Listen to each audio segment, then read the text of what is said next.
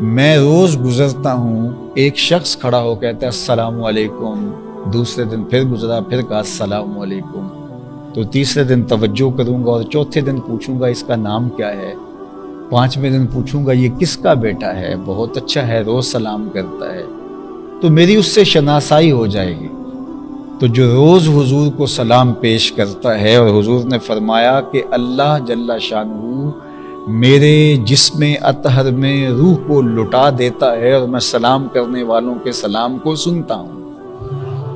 اور بعض روایت میں کہ اللہ نے فرشتے مقرر کر رکھے ہیں جو سلام پیش کرنے والوں، درود پیش کرنے والوں کے درود کو اور سلام کو میری بارگاہ میں پیش کرتے ہیں۔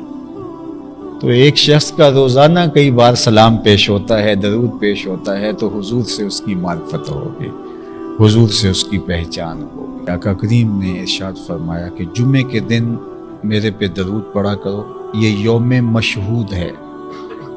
فرشتے اس دن حاضر ہوتے ہیں اور تمہارا درود مجھے لا کے پیش کرتے ہیں۔ تو حضرت ابو درداء نے سوال کیا، حضور جب آپ وصال کر چکے ہوں گے تو کیا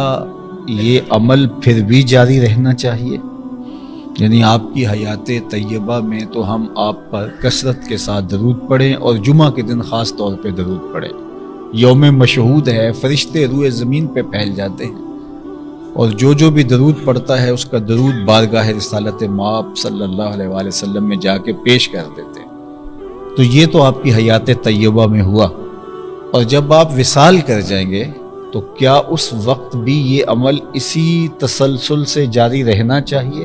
تو آقا کریم نے فرمایا ان اللہ حرم علی الارض ان تاکل اجساد الانبیاء فنبی اللہ حی یرزق، اللہ نے مٹی پر حرام کر دیا ہے کہ وہ نبیوں کے جسموں کو کھائے، نبی قبروں میں زندہ ہوتے ہیں اور ان کو رزق بھی دیا جاتا ہے۔ تو یہ عمل، یہ تسلسل میرے وصال کے بعد، میرے انتقال کے بعد، میرے اس دنیا سے کوچ کر جانے کے بعد بھی جاری رہنا چاہیے۔